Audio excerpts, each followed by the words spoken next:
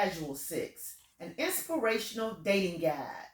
Last time I read to you pages 1 through 60. Today I'm going to read starting with page 61, Sex and Dating.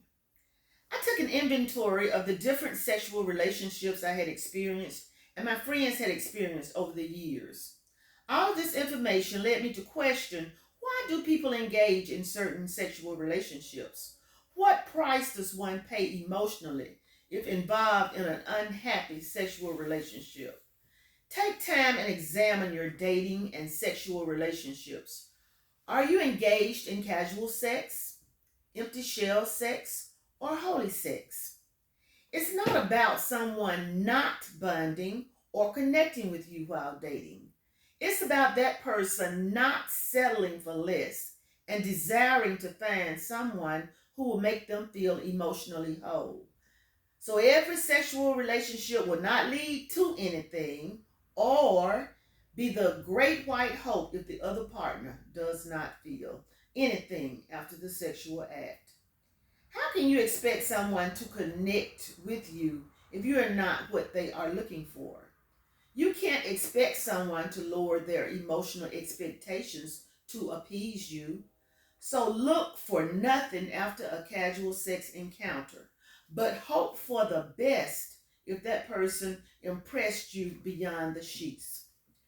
Two souls must connect and feel enlightened for a holy sexual experience, not one. Quit throwing all of your eggs into one basket in a casual sexual experience. Reserve some if others should crack open with heaps of disappointment and feelings of failure.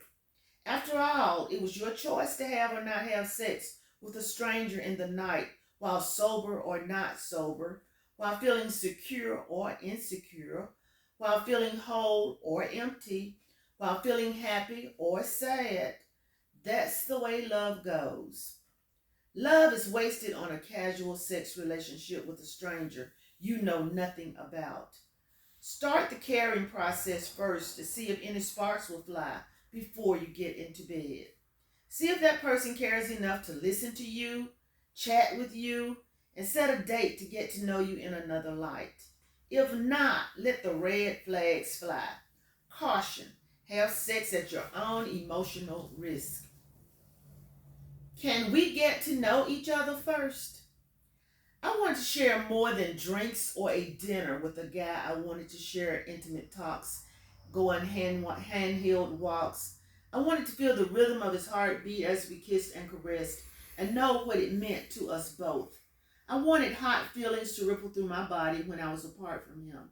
I wanted to ponder when the phone would ring because I knew he would call.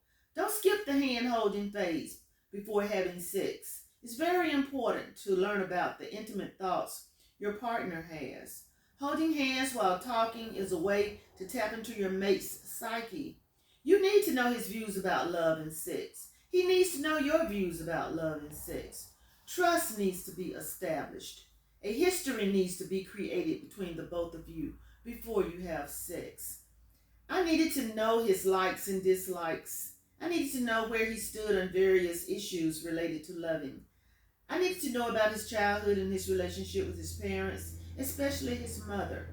I had a need to know syndrome that would help me paint a picture of this person in case we made love and the relationship ended. This would prevent me from feeling as if I slept with a nobody, with no mental images and leaving many unanswered questions. A long time should be spent together, hugging, caressing, conversing, and exploring each other's heartfelt emotions. I'm not saying my way is right, but I am telling you to re-examine your thoughts about dating and know who you are being intimate with. Know who you're sleeping with. My policy has always been, two minds must meet before two bodies can get in heat. If the latter happens first, then I am no better than an animal. Time is of essence instead of time is fleeting. Love is the most beautiful emotion you can express to someone. So why should you be rushed to accommodate someone who doesn't have any time to get to know you? When you have to feel the heartbeat of the conversation between you and your mate, it will limit the number of sexual encounters you have because it is a rarity to meet someone who reciprocates those thoughts. I was a whole person before I had a sexual relationship. I will remain a whole person afterwards, no matter if it turns into a significant relationship or not. I will make wise decisions concerning my sexuality. My sexuality happens to be a dimension of who I am. It belongs to me, and I will cherish it even when I make bad choices. My goal is to combine love and sex to enhance the relationship and my well being. It is my choice to have sex, and I will do it only when it feels right for me. Why is this stranger in my bed? I want to create a scenario, and I want you to see if it fits into your plan. Why did I allow this stranger the opportunity to penetrate the most private part of my soul? Was I lacking a positive self concept? Was I needy in the emotional realm? Was my body hungry for passion? As I sat and examined my innermost feelings, I knew nothing about this stranger. He didn't even caress me or find out about my life. He stayed for 2 hours, then drove away without so much as an I love you or I'll call you tomorrow. A certain sadness rang over my body because once again the stranger departed and I never heard from him again. This one-sided seductive behavior was a continuous habit I committed 3 times a week. I chose to settle for less, hoping it would grow into a lasting, fulfilled relationship. It never happened. I'm 35 now, and no one who has lingered over 4 hours in my bed. What was I doing? What was I lacking in my character? It never dawned on me to put the magnifying glass on the stranger instead of my own person.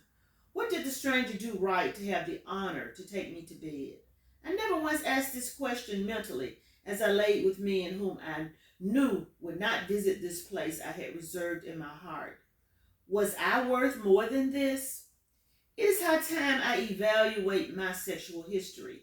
I need an emotional assessment of who I am as a sex partner. Am I worth more than a one-night stand? Don't I deserve a genuine partner who has true feelings for me? Sex renews your mind, stamina, and energy level. I don't believe sleeping with a stranger deserves this merit. I don't believe one-night stands with a stranger gives you these benefits. I've always felt that casual sex will zap your mind, stamina, and energy level because it leaves too many unanswered questions. Did he care? Was it good enough to bring him back again? Was he interested in me at all during the sexual encounter? If having sex with a stranger happens that night or not, don't sweat it. You're not his first prey for the night, and you certainly won't be the last. But be exceedingly glad you walked away unharmed, living and breathing. If it leads to rape, view it as a learning life's lesson. You will recover because you have to. You cannot let the stranger in your bed control and exercise control over your well-being. When your body is violated because you chose to dine with a stranger, don't turn the negativity inward. The stranger had these intentions while whining and dining with you. You were on the date for good, but the stranger was there to harm you. Don't beat yourself up emotionally. View it as a wake-up call for reckless behavior. Seek counseling, go through the fire, and recover as pure gold. God loves you so dearly. Now start loving yourself enough not to engage in such risque behavior with a total stranger. What about waiting until the right person finds you? Know who's sleeping in your bed. If you find a stranger in your bed, stress protection. You don't want a baby to be the result of this impromptu visit. Look at this scenario that I just discussed and see if I am describing your life. Putting love before sex. At the age of 10, I experienced the need to know what dating and love was. I read tons of Harlequin romance novels. I actually cried when the girl or the woman was left alone because the guy did not want to continue the relationship. It was like an out-of-body experience. My heart, soul, and body ached for the characters in the book. There was a hole in my heart. feeling the pain would outweigh the good if I ever got involved in a relationship that I'd read about. I had a burning desire to know what love was. I needed to know what I thought a man should do if he loved me. I needed to see him in action on a true date, not on a pickup or prowl date. I needed hours of conversation to feel his spirit. I needed lots of caressing before sex ever happened in the relationship.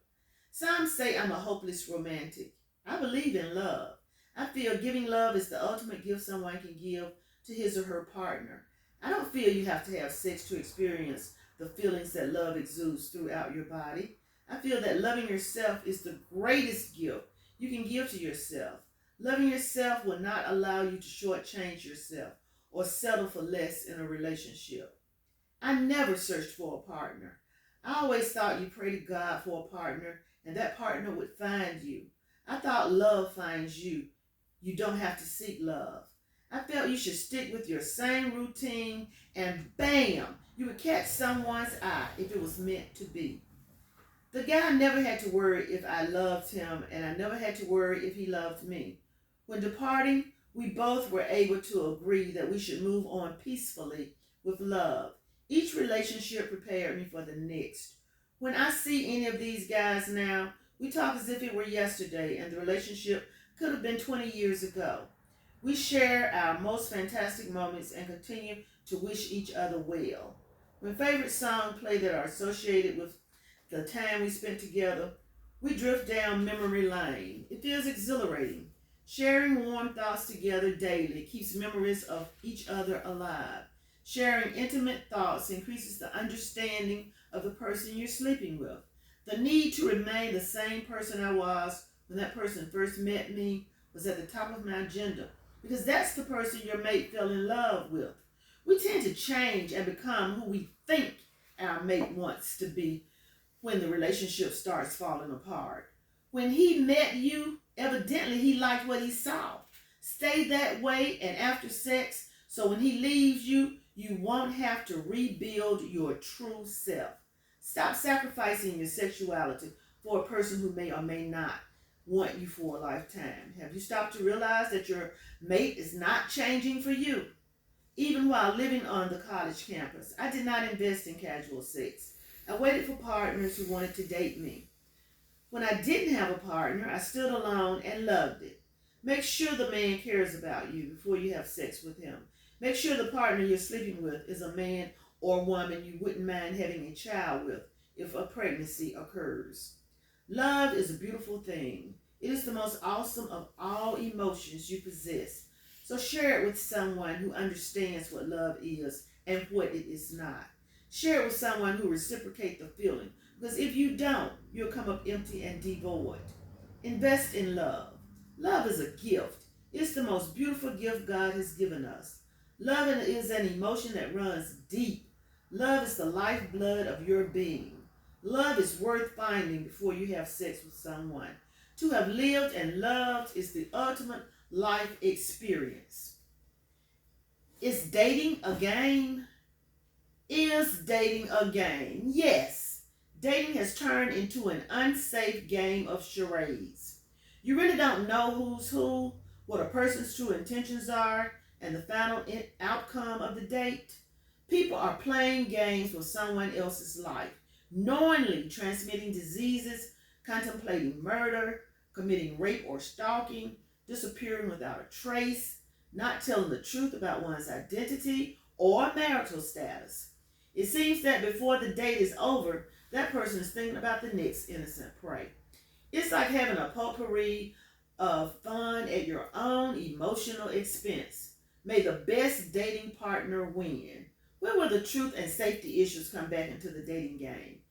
You don't hear from these people after you have sex. Express your true feelings, share intimate desires, and things about yourself.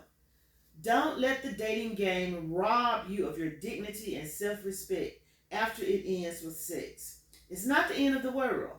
That won't be the only relationship you'll have before your life ends. So what if you thought he cared but really didn't? Are you glad you found out before you started shacking? Don't assume someone is on the same page as you are in the dating game. He may be 15 steps ahead of you. If seeks you out of a crowd.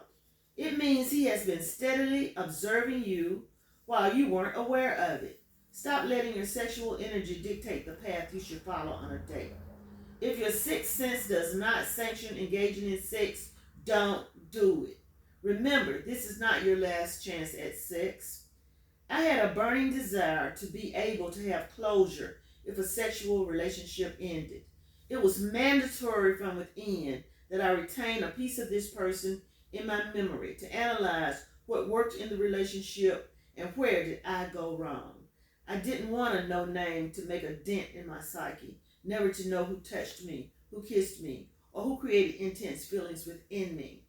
You need to be able to close out mental accounts of people you've dated so you can start life afresh with a new love. I believe we tend to keep carrying emotional baggage from one relationship to the next when we don't demand closure from ourselves. I have to analyze the relationship and find a reason why we were not compatible instead of chalking it up as a loss. Because if relationships keep ending after sex, you will ponder what is wrong with you. If you have not left a paper trail in your memory, you will come up blank with the possibility of continuing to make the same mistakes and limiting your chance of having an enduring relationship. We are not living in a world where everyone practices the golden rule. If your hope of a long-term relationship is shattered based on promises a date whispered just before you get in bed, so be it. Be wiser next time. Don't view this as a defeat or rejection, but as an accident waiting to happen. You made the choice. Be the woman enough to realize that you made a bad choice. Recover from it and pick yourself up by the bootstraps and get emotionally prepared to meet Mr. Right when he should come along. Remember, you were a whole person before you met the stranger while participating in the dating game. What has he done for you lately? What has this date done for you lately? Don't let sex enslave you and stop you from using common sense. Make your mom proud. Dating to get sex. Sex has become like fast food restaurants. We keep doing it over and over again with people we don't know. We act on pop-up feelings for the moment, doing it fast and getting up feeling emotionally empty. After sex, we exchange no I love you, no phone numbers, and for heaven's sake, don't even ask if you're okay. What are we sending to our psyche? I'm not important. Stop shortchanging yourself. Passion runs so deep when sex is involved. Doesn't it hurt when you have had hot, passionate sex and received no contacts afterwards with the partner you met in the heat of the night? The pain of the morning after leaves you inwardly broke. No physical body to hold and recap the moments. No reassurance, no confirmation of love. We tend to shortchange ourselves when we are intimate on the first date. Lack of closure in so many relationships prevents you from bonding with the right partner. Each time you come up empty when you get close to sealing the deal on a relationship that could work because you care deeply about the person, you don't know how to convince yourself that a person is safe to love because you participated in so many unsafe sexual relationships, no commitments. You lack what your dream partner needs to fulfill his needs. So year after year, there is no long-term commitment. This is not to say it's good or bad how you've handled your sex life. It is to say that it's something that you will have to live with for a lifetime. If you train your brain to think you're not worth more than a one-night stand, you'll keep attracting those characters who will give you just that and nothing more. I realize everyone would not have a sexual relationship if it were not for dating to get sex. Is it really an option or an alternative? Loneliness does not sound like a good option. Celibacy does not sound like a great option. An old maid does not sound like a popular option. Never marrying sounds like an insane option. Is dating to have sex the right answer? There really aren't enough men or women to make our hearts tick fast, put bounce in our steps, or make our blood pressure soar to the moon. So in one night, someone repeats the smooth line you've heard on several occasions and arouse you to the point that you would take them home or they'll take you home. During this year after year results in a zero balance, no partner whom you can call your own, one night of deep romance and nothing afterwards. What are you sacrificing this behavior for? Morals, personal fulfillment, emotional satisfaction, and a minimal chance of knowing how to choose Mr. Right. Because you don't know who you are, what it takes to find a mate, and what will please you. You don't want to rely on having sex to determine your happiness or define who you are. You want your sexiness to exude from within to define what kind of sexual partner you will mature into. Having sex is an act two or more people engage in. Sexiness is an attitude that stays with a person forever, no matter what state of mind you're in. Having sex should not be your goal. Protruding sexiness throughout your being should be your aim. The ultimate goal is finding a sex partner that respects your body, appreciates your sexiness, and adores your total being. This is one of your great expectations that may never come to fruition. However, it is attainable, so don't rule it out. Let it rest in the cornermost pocket of your mind and cherish the fact that you possess this quality. If sexiness is engraved in your heart and mind, everything else will fall into place. I don't have any answers. All I can do is discuss how I made it through in between times without a partner.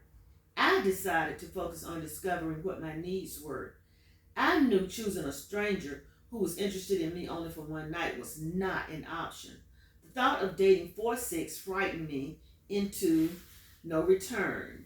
Giving that special part of me to someone I just met, knowing he didn't care, knowing he wouldn't call to see if I was okay the next day, was too much for my mind to conceive. I had to focus on making me happy and realizing that if I couldn't attract the man of my dreams, I wouldn't or couldn't settle for less. I am far too special to let a stranger steal parts of me that belong to Mr. Right. If I didn't know his favorite song, never experienced a walk in the park, or never shared many romantic evenings with him, I could never experience a night of haphazard lovemaking with a stranger. You see, I'm a romantic by nature. I do believe in love at first sight, but not going to bed with a stranger on the first night. A man has to capture my heart through conversation, not the bed. Next, he captures my heart through his compassion. Then he captures my heart through thoughts, feelings, and emotions. Lastly, he captures my heart in his sexuality. This line of thinking decreases my chances of finding a mate. So I must pray to God and ask him for a mate. I discovered as I got older that an alone feeling accompanies a relationship if two people are not on the same page. I discovered how to be happy alone until Mr. Right came along. When a relationship ended, I learned how to let go and wait for Mr. Right, no matter how long it took.